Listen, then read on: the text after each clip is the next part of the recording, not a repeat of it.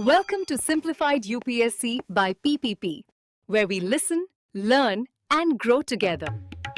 Detailed notes in English and Hindi, plus practice questions for prelims and mains, only on our Telegram channel. Link in description. Want early access to all videos of this series? Join our paid Telegram group for just 499 rupees. One-time payment, lifetime access. WhatsApp now to join us. भारतीय स्वतंत्रता संग्राम की कहानी तो बहुत विशाल है और अक्सर आप देखें तो कुछ बड़े नाम और घटनाएं ही हमारी जुबान पर आती हैं। हाँ, ये बात तो है। लेकिन आज हम जरा हटकर दक्षिण की ओर चलेंगे। तमिलनाडु की उस अनूठी और महत्वपूर्ण भूमिका को समझेंगे जो उसने इस राष्ट्रीय संघर्ष में निभाई। बिल्कुल। हमारे पास तमिलनाडु बोर्ड की कक्षा 12 की इतिहास की पाठ्यपुस्तक का अध्याय 17 है जो इस विषय पर काफी गहराई से रोशनी डालता है। बिल्कुल, और ये जरूरी भी है क्योंकि जब हम राष्ट्रीय आंदोलन की बात करते हैं ना, तो अक्सर क्षेत्रीय योगदानों की जो बारीकियां हैं वो नजरअंदाज हो जाती हैं। सही कहा। तमिलनाडु की कहानी सिर्फ भागीदारी की नहीं है, बल्कि संघर्ष को एक विशिष्ट दिशा, एक अलग ऊर्जा देने की भी है। यहाँ हमें आप देखें तो आर्थिक राष्ट्रवाद का एक अलग रूप मिलता है। क्रांतिकारी तेवर और गांधीवादी आंदोलनों का वो जमीनी क्रियान्वयन देखने को मिलता है। हाँ, यही बात मुझे भी बहुत दिलचस्प लगी। वो आर्थिक पहलू, वो साहित्यिक चिंगारी, ऐसा लगता है यहाँ संघर्ष के कई रंग थे। बिल्कुल। तो चलिए फिर सीधे मुद्दे पर आते हैं और इस कहानी की शुरुआत से पड़ताल करते हैं। मद्रास प्रेसिडेंसी में ये राष्ट्रीय चेतना की पहली लहरें ये कैसे उठीं? क्या कोई संगठित प्रयास हुए थे उस समय? हाँ, संगठित प्रयासों की बात करें तो देखिए 1884 में मद्रास महाजन सभा का गठन हुआ।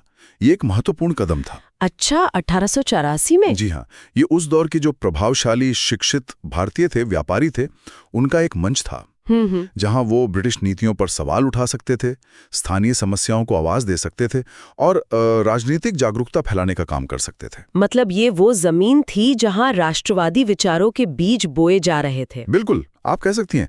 ये सभा भारतीय राष्ट्रीय कांग्रेस के गठन जो 1885 में हुआ, उससे भी पहले अस्तित्व में आई। हाँ, ये तो महत्वपूर्ण है। जी, जो ये दर्शाता है कि मद्रास में राजनीतिक चेतना पहले से ही पनप रही थी। अच्छा, तो ये सिर्फ चर्चा का मंच नहीं था, बल्कि एक तरह से राजनीतिक कार्रवाई की नर्सरी कह सकते हैं। हाँ, एक हद तक कह सकते हैं। और इस शुरुआती दौर में कौन लोग थे जो इस चेतना को आगे बढ़ा रहे थे? और जाहिर है विचारों को फैलाने के लिए कुछ माध्यम भी चाहिए होते होंगे। निश्चित रूप से। देखिए, जी सुब्रमण्य अय्यर जैसे दूरदर्शी नेता इस दौर के प्रमुख सूत्रधार थे। जी, सुब्रमण्य अय्यर। हाँ, वो न सिर्फ मद्रास महाजन सभा के संस्थापकों में से थे, बल्कि उन्होंने पत्रकारिता की ताकत को भी पहचाना बहुत पहले। अच्छा। उन्होंने द हिंदू अखबार की स्थापना की, जो आज भी एक प्रमुख नाम है। हाँ, बिल्कुल। और बाद में तमिल भाषा में स्वदेश मित्रन शुरू किया। स्वदेश मित्रन? जी, ये अखबार सिर्फ खबरें नहीं छापते थे, ये एक तरह से राष्ट्रवाद की पाठशाला बन गए थे। इनमें ब्रिटिश शासन की आर्थिक और राजनीतिक नीतियों की तीखी आलोचना होती थी, लोगों को देश भर में चल रहे आंदोलनों से जोड़ा जाता था और उनमें अपने अधिकारों के प्रति सजगता पैदा की जाती थी। यानी कि कलम की ताकत का भरपूर इस्तेमाल हुआ। अच्छा, ये तो हुई शुरुआती हलचल की बात। अब थोड़ा आगे बढ़ते हैं। 1905 के बंगाल विभाजन के बाद स्वदेशी आंदोलन ने तो पूरे देश में जैसे आग लगा दी थी। हाँ, बिल्कुल। तमिलनाडु में इसकी क्या खासियत रही? आपने शुरू में आर्थिक प्रतिरोध का जिक्र किया था, वो क्या था? हाँ, यही तमिलनाडु का स्वदेशी आंदोलन एक बहुत ही ठोस और आप कह सकते हैं व्यवहारिक रूप लेता है।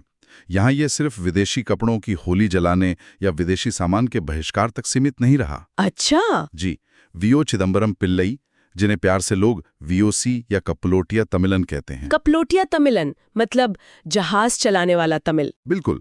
उन्होंने इसे एक सीधा आर्थिक टकराव बना दिया। उन्होंने ब्रिटिश शिपिंग कंपनियों के एकाधिकार को तोड़ने का बीड़ा उठाया जहाजों के जरिए। ये तो गजब की बात है। एक भारतीय उद्यमी उस जमाने में ब्रिटिश समुद्री व्यापार को चुनौती दे रहा था। ये कैसे संभव हुआ? इसके पीछे क्या सोच थी? यही वीओसी की दूरदर्शिता थी। उन्होंने समझा कि राजनीतिक आजादी के लिए आर्थिक आत्मनिर्भरता कितनी जरूरी है। उस समय British India steam navigation company BISNC, उसका तूतीकोरिन और कोलंबो के बीच समुद्री व्यापार पर पूरा एकाधिकार था। अच्छा। वीओसी ने 1906 में स्वदेशी स्टीम नेविगेशन कंपनी यानी SSNC की स्थापना की। SSNC, हाँ। अब सवाल था पैसा कहां से आएगा। हाँ, वही मैं सोच रही थी। उन्होंने भारतीय व्यापारियों और आम जनता से अपील की, शेयर जारी किए और 2 जहाज खरीदे।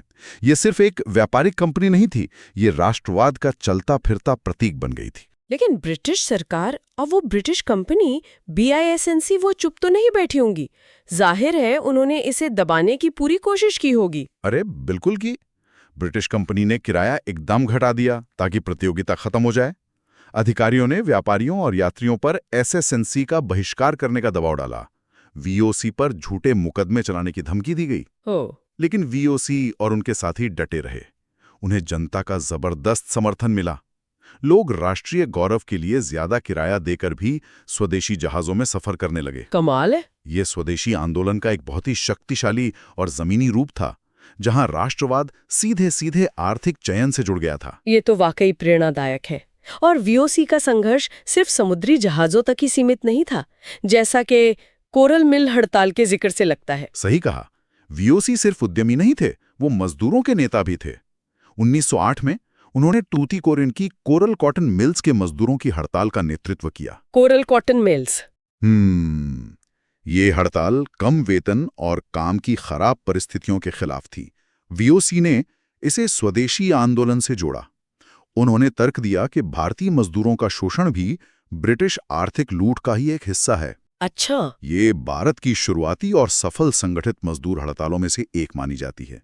इसने VOC को जनता के बीच और भी ज्यादा लोकप्रिय बना दिया, लेकिन साथ ही वो ब्रिटिश सरकार की नजरों में और खटकने लगे। जाहिर है। तो एक तरफ VOC आर्थिक और मजदूर मोर्चे पर लड़ रहे थे, वहीं दूसरी तरफ विचारों की दुनिया में भी कुछ हो रहा होगा। सुब्रमण्यम भारती का नाम तो आज भी तमिलनाडु में बड़े सम्मान से लिया जाता है। सुब्रमण्यम भारती वो सिर्फ कवि नहीं थे, वो एक तूफान थे। सच में उनकी कलम में आग थी। उन्होंने अपनी कविताओं और लेखों जैसे स्ववेश गीतांगल, जन्मभूमि, इनके जरिए देशभक्ति, स्वतंत्रता और सामाजिक सुधार की ऐसी लहर पैदा की जिसने आम तमिल मानस को झकझोर कर रख दिया। उनकी भाषा कैसी थी? मतलब क्या वो आम लोगों तक पहुंच पाती थी? बिल्कुल। उनकी भाषा सीधी, सरल लेकिन बहुत असरदार थी। उन्होंने न केवल ब्रिटिश राज पर प्रहार किया, बल्कि समाज में जो व्याप्त जातिवाद और दूसरी बुराइयां थीं, उन पर भी चोट की। उन्होंने महिलाओं की आजादी की बात की। अच्छा। उनकी रचनाएं लोगों को ज़बानी याद हो जाती थी और वो राष्ट्रीय चेतना जगाने का जबरदस्त माध्यम बनी। कमाल है, एक कवि का इतना गहरा प्रभाव। और एक और नाम आता है सुब्रमण्य सिवा। उनका VOC के साथ क्या जुड़ाव था? सुब्रमण्य सिवा, हाँ, वो एक और जोशीले राष्ट्रवादी नेता और जबरदस्त वक्ता थे। अच्छा। उन्होंने VOC के साथ कंधे से कंधा मिलाकर काम किया, खासकर तिरुनेलवेली और तूतीकोरिन क्षेत्र में। दोनों ने मिलकर जनसभाएं की, स्वदेशी का प्रचार किया और लोगों में राजनीतिक चेतना जगाई। उनकी गतिविधियों से ब्रिटिश प्रशासन इतना बौखला गया कि 1908 में VOC और सिवा दोनों पर राजद्रोह का मुकदमा चलाकर उन्हें लंबी सजाएं दी गई। इन्हें आप कह सकती हैं आग में घी का काम किया। शांतिपूर्ण प्रतिरोध तो चल ही रहा था, लेकिन उसके साथ साथ क्रांतिकारी राष्ट्रवाद की धारा भी तमिलनाडु में मौजूद थी। और इन गिरफ्तारियों के बाद उसे और बल मिला। क्रांतिकारी राष्ट्रवाद भी? जी हाँ। तिरुनेलवेली में इन गिरफ्तारियों के विरोध में हिंसक प्रदर्शन हुए, जिसे तिरुनेलवेली विद्रोह भी कहा जाता है। तिरुनेलवेली विद्रोह? हाँ। सरकारी इमारतें जलाई गईं, पुलिस से झड़पें हुईं। ये दर्शाता है कि लोगों में गुस्सा कितना ज्यादा था। और इसी क्रांतिकारी धारा से जुड़ी एक और सनसनीखेज घटना थी, कलेक्टर ऐश की हत्या। उसके बारे में थोड़ा बताइए। हाँ, वो एक बड़ी घटना थी जिसने पूरे ब्रिटिश भारत को हिलाकर रख दिया था। जून 1911 में मणियाची रेलवे जंक्शन पर। मणियाची जंक्शन? जी। रॉबर्ट विलियम डी एस्कॉट ऐश, जो तिरुनेलवेली के जिला कलेक्टर थे, उनकी गोली मारकर हत्या कर दी गई। अय्यर वंशीनाथन आए। हाँ, ऐश को इसलिए निशाना बनाया गया क्योंकि वो स्वदेशी आंदोलनकारियों, खासकर VOC के प्रति काफी सख्त माने जाते थे और उनके दमन में उनकी भूमिका थी। अच्छा। वंशीनाथन ने ऐश को गोली मारने के बाद खुद को भी गोली मार ली। ओह, क्या वंशीनाथन अकेले थे या किसी संगठन से जुड़े थे? माना जाता है कि वंशीनाथन भारत माता एसोसिएशन नाम के एक गुप्त क्रांतिकारी संगठन के सदस्य थे। भारत माता एसोसिएशन। जी, इस संगठन की स्थापना नीलकंठ ब्रह्मचारी ने की थी और इसका मकसद था सशस्त्र संघर्ष के जरिए अंग्रेजों को भारत से बाहर निकालना। ऐश की हत्या ने दक्षिण भारत में क्रांतिकारी गतिविधियों की मौजूदगी को एकदम उजागर कर दिया और इसके बाद ब्रिटिश सरकार ने क्रांतिकारियों पर शिकंजा और कस दिया। सुब्रमण्यम भारती जैसे नेताओं को भी ब्रिटिश दमन से बचने के लिए पांडिचेरी जाना पड़ा, जो उस समय फ्रांसीसी क्षेत्र था। अच्छा, तो मतलब नर्म दल, गरम दल और क्रांतिकारी तीनों ही धाराएं तमिलनाडु में सक्रिय थीं। अब आते हैं गांधीवादी युग पर। जब महात्मा गांधी राष्ट्रीय पटल पर छाए तो तमिलनाडु ने उनके आंदोलनों में कैसे हिस्सा लिया, जैसे असहयोग और खिलाफत आंदोलन, इनका क्या असर रहा? गांधी जी के आह्वान का तमिलनाडु पर बहुत गहरा असर हुआ। देखिए, 1919 में गांधी जी मद्रास आए भी थे और रॉलेट एक्ट के खिलाफ सत्याग्रह का विचार यहीं से और पुख्ता हुआ था। हाँ। असहयोग आंदोलन जो 1920-22 में चला, उसको यहाँ जबरदस्त समर्थन मिला। सी राजगोपालाचारी, जिन्हें लोग राजा जी कहते थे, राजा जी, हाँ, एस सत्यमूर्ति और उस समय कांग्रेस में सक्रिय पेरियार ईवी रामास्वामी जैसे बड़े नेताओं ने इसका नेतृत्व किया। लोगों ने बड़े पैमाने पर विदेशी कपड़ों का बहिष्कार किया, सरकारी स्कूलों, कॉलेजों और अदालतों का बहिष्कार किया। कई नामी वकीलों ने अपनी प्रैक्टिस छोड़ दी, छात्र पढ़ी छोड़कर आंदोलन में कूद पड़े। कोयम्बटूर, मदुरै जैसे शहरों में हड़तालें हुईं, शराब की दुकानों पर धरने दिए गए और इसमें महिलाओं ने भी बढ़ चढ़कर हिस्सा लिया। महिलाओं ने भी? जी हाँ। और वेल्लोर का विद्रोह जो 1806 का है, हालांकि काफी पहले की घटना है, पर वो भी सिपाहियों द्वारा किया गया था और इस क्षेत्र की विद्रोही चेतना का एक प्रारंभिक उदाहरण माना जा सकता है। सही कहा। अच्छा, और नमक सत्याग्रह, दांडी मार्च की गूंज क्या तमिलनाडु तक भी पहुंची? बिल्कुल पहुंची, और यहां भी उसका एक स्थानीय लेकिन बहुत महत्वपूर्ण संस्करण देखने को मिला। दांडी मार्च की तर्ज पर ही अप्रैल 1930 में राजा जी के नेतृत्व में वेदारण्यम नमक सत्याग्रह का आयोजन किया गया। वेदारण्यम मार्च? जी, राजा जी अपने करीब 100 चुने हुए सत्याग्रहियों के साथ तिरुचिरापल्ली से तंजावुर जिले के वेदारण्यम तट तक लगभग 240 किलोमीटर पैदल चले। अरे, रास्ते में मुश्किलें तो बहुत आई होंगी। तन मिला। आखिरकार वो वेदारण्यम पहुंचे और वहां नमक बनाकर कानून तोड़ा। और फिर गिरफ्तारी? हाँ बिल्कुल। इसके बाद राजा जी समेत सैकड़ों लोगों को गिरफ्तार कर लिया गया। इस वेदारण्यम मार्च का महत्व क्या था, मतलब राष्ट्रीय स्तर पर दांडी मार्च की तरह? देखिए, ये तमिलनाडु में सविनय अवज्ञा आंदोलन का सबसे बड़ा प्रतीक बन गया। इसने न केवल गांधी जी के राष्ट्रव्यापी आह्वान के प्रति तमिलनाडु की प्रतिबद्धता दिखाई, बल्कि राजा जी को एक बड़े राष्ट्रीय नेता के रूप में स्थापित कर दिया। सही। इसने पूरे प्रांत में स्वतंत्रता संग्राम की भावना को और तीव्र किया और हजारों आम लोगों को आंदोलन से सीधे जोड़ा। ये सिर्फ नमक कानून तोड़ने की घटना नहीं थी, ये आत्मसम्मान और ब्रिटिश सत्ता को खुली चुनौती देने का एक प्रदर्शन था। इसके बाद सविनय अवज्ञा आंदोलन और फिर 1942 के भारत छोड़ो आंदोलन में तमिलनाडु की भागीदारी कैसी रही? क्या ये उतनी ही तीव्र थी? हाँ, भागीदारी लगातार बनी रही और भारत छोड़ो आंदोलन के दौरान तो ये और भी उग्र हो गई। सविनय अवज्ञा के दौरान वो कर न चुकाना, शराब की दुकानों पर धरने देना, विदेशी माल का बहिष्कार, ये सब जारी रहा। 1942 में जब गांधी जी ने करो या मरो का नारा दिया, तो तमिलनाडु में भी स्वतः स्फूर्त प्रदर्शन और हड़तालें शुरू हो गई। इस दौर में के कामराज जैसे नेता जमीनी स्तर पर बहुत सक्रिय हुए, जिन्होंने बाद में तमिलनाडु की राजनीति में बहुत महत्वपूर्ण भूमिका निभाई। के कामराज? हाँ, उनका नाम तो सुना है। भारत छोड़ो आंदोलन के दौरान कुछ खास घटनाओं या क्षेत्रों का जिक्र आता है क्या? बिल्कुल आता है। मद्रास शहर में बकिंघम एंड कर्नाटक मिल्स, जिन्हें बीएनसी मिल्स कहते हैं, बीएनसी मिल्स, हाँ, मद्रास पोर्ट ट्रस्ट और ट्रामवे के मजदूरों ने बड़ी हड़तालें की। आंदोलन सिर्फ मद्रास तक सीमित नहीं रहा, बल्कि मदुरई, कोयम्बटूर जैसे औद्योगिक शहरों और ग्रामीण इलाकों में भी फैल गया। अच्छा। कई जगहों पर रेलवे लाइनें उखाड़ी गईं, टेलीग्राफ के तार काटे गए और सरकारी इमारतों पर हमले हुए। राजापलायम, कराईकुड़ी, देवकोट्टई जैसे कस्बों में पुलिस ने प्रदर्शनकारियों पर गोलियां चलाईं, जिसमें कई लोग शहीद भी हुए। ओह, तो मतलब काफी तीव्र था आंदोलन। जी हाँ, ये घटनाएं दर्शाती हैं कि आंदोलन कितना व्यापक और तीव्र था और लोगों ने कितनी बड़ी कीमत चुकाई। क्या सुभाष चंद्र बोस की आजाद हिंद फौज मतलब आईएनए से भी तमिलनाडु का कोई महत्वपूर्ण जुड़ाव रहा? हाँ, ये एक और अहम पहलू है। सुभाष चंद्र बोस और उनकी आईएनए को तमिलनाडु में काफी समर्थन मिला। बड़ी संख्या में तमिल पुरुष और महिलाएं, खासकर वो जो मलाया, सिंगापुर और बर्मा जैसे दक्षिण पूर्व एशियाई देशों में बसे हुए थे, वो आईएनए में शामिल हुए। अच्छा। उन्होंने न केवल धन और संसाधन जुटाए बल्कि सक्रिय रूप से लड़ाई में भी हिस्सा लिया। लक्ष्मी सहगल जैसी वीरांगनाएं भी इसी क्षेत्र से जुड़ी थी। हाँ, लक्ष्मी सहगल। जी, ये दिखाता है कि तमिलनाडु के लोगों का स्वतंत्रता संघर्ष से जुड़ाव भारत की सीमाओं के पार तक फैला हुआ था। एक और महत्वपूर्ण शख्सियत जिनका तमिलनाडु से बहुत गहरा नाता रहा वो है एनी बेसेंट। होम रूल आंदोलन में उनकी भूमिका को कैसे देखते हैं? एनी बेसेंट, हाँ, हालांकि वो आयरिश मूल की थी, पर उन्होंने भारत को और खासकर मद्रास को अपना घर बना लिया था। वो थियोसॉफिकल सोसाइटी के अध्यक्ष थी, जिसका अंतर्राष्ट्रीय मुख्यालय मद्रास के पास अडियार में था। भारतीय संस्कृति और दर्शन से वो बहुत प्रभावित थी और भारतीय राष्ट्रवाद की प्रबल समर्थक बन गईं। उन्होंने महसूस किया कि भारत को स्वशासन का अधिकार मिलना ही चाहिए। और इसी विचार को आगे बढ़ाने के लिए उन्होंने होम रूल लीग की स्थापना की। सही कहा।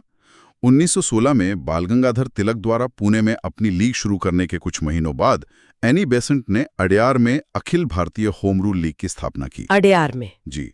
उनका उद्देश्य था ब्रिटिश साम्राज्य के भीतर भारत के लिए स्वशासन यानी होम रूल प्राप्त करना। उन्होंने अपने समाचार पत्रों, न्यू इंडिया और कॉमनवेल्थ के माध्यम से होम रूल के विचार को जोर शोर से प्रचारित किया। अच्छा। उनकी लीग की शाखाएं पूरे भारत में फैली, लेकिन मद्रास प्रेसिडेंसी इसका एक प्रमुख केंद्र था।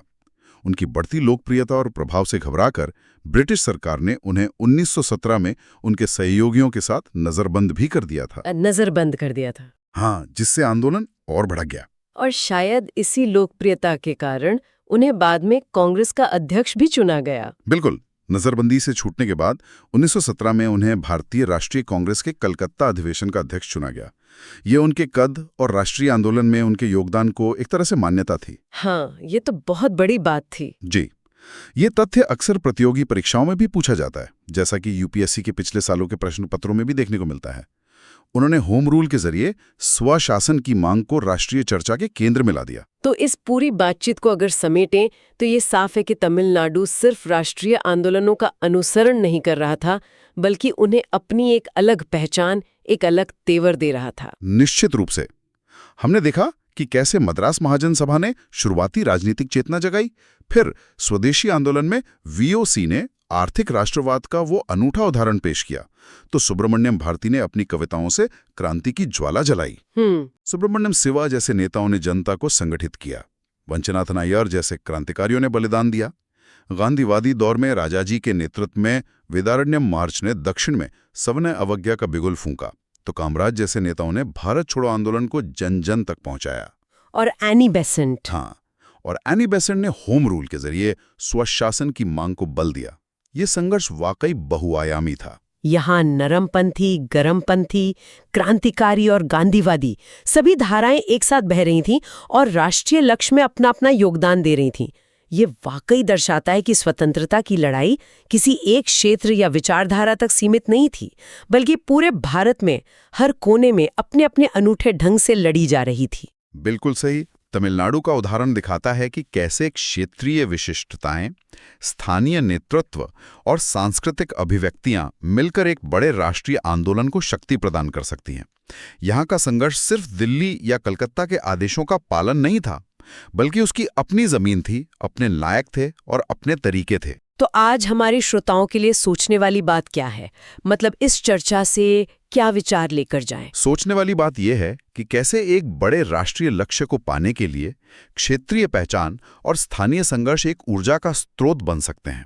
तमिलनाडु ने दिखाया कि राष्ट्रवाद और क्षेत्रीय गौरव एक दूसरे के पूरक हो सकते हैं, विरोधी नहीं। ये बहुत जरूरी बात है। आज के भारत के संदर्भ में ये सवाल और भी प्रासंगिक हो जाता है। हमारी जो ये अपार क्षेत्रीय विविधता है और मजबूत स्थानीय नेतृत्व है, क्या ये आज भी हमारी राष्ट्रीय एकता और प्रगति के लिए उतनी ही बड़ी ताकत है? हम कैसे राष्ट्रीय आकांक्षाओं और क्षेत्रीय पहचानों के बीच एक ऐसा संतुलन साध सकते हैं कि वे एक दूसरे को मजबूत करें, ना कि कमजोर? वाकई ये एक अहम सवाल है। इसी विचार के साथ आज की ये गहन पड़ताल यहीं समाप्त होती है। Thanks for watching. Follow us on Telegram and Instagram. Don't forget to like, share, and subscribe.